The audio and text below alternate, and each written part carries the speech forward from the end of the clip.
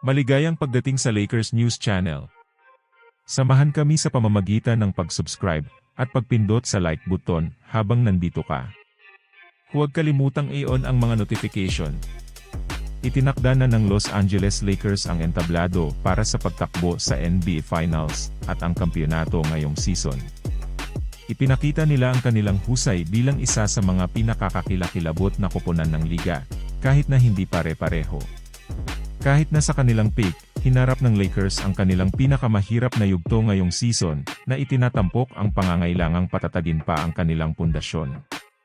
Ang paparating na NBA trade deadline ay nag-aalok ng pagkakataon para sa Lakers na gumawa ng mga madiskarteng hakbang.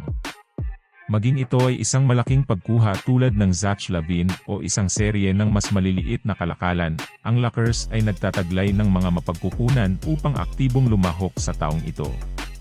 Sa hanay ng mga potensyal na target sa kalakalan, isang manlalaro ang namumukod tangi, at dapat ang pangunahing focus ng Lakers, Royce O'Neal. Bagamat si O'Neal ay maaaring hindi agad maging pangatlong pinakamahusay na manlalaro ng Lakers, ang kanyang karagdagan ay maaaring makabuluhang makaapekto sa mga adhikain ng kampyonato ng koponan. Ang mga manlalarong tulad ni O'Neal ay may kakayahang umindayog sa mga laro sa playoff, at itaas ang pangkalahatang pagganap ng Lakers. Akmang-akma siya sa hulma ng uri ng role player na kailangan ng Lakers, isang sharpshooter mula sa kabila ng arko, at isang natitirang perimeter defender. Kitang-kita ang husay sa pagbaril ni O'Neal, na umabot sa 38.8% mula sa 3 sa 5.7 na pagtatangka sa bawat laro ngayong season, na nagpapakita ng pagkakapare-pareho sa nakalipas na 4 na season. Ang kanyang nakakasakit na rating ay kabilang sa pinakamahusay, at ang kanyang defensive na kontribusyon, lalo na ang kanyang box plus-minus, DBPM, ay naglalagay sa kanya sa ilang piling mga elite na manlalaro sa liga.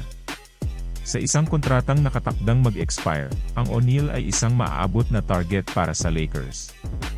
Ang isang pakete na kinasasangkutan ng Taurean Prince at Kentavious Caldwell-Pope ay maaaring potensyal na selyuhan ang deal, o marahil ang isang pares ng mga second-round pick ay maaaring tumamis sa alok para sa Brooklyn. Ibahagi ang iyong mga saloobin sa mga komento. Salamat sa panonood. Tandaan na mag-subscribe at pindutin ang notification bell para sa higit pang mga insightful na video.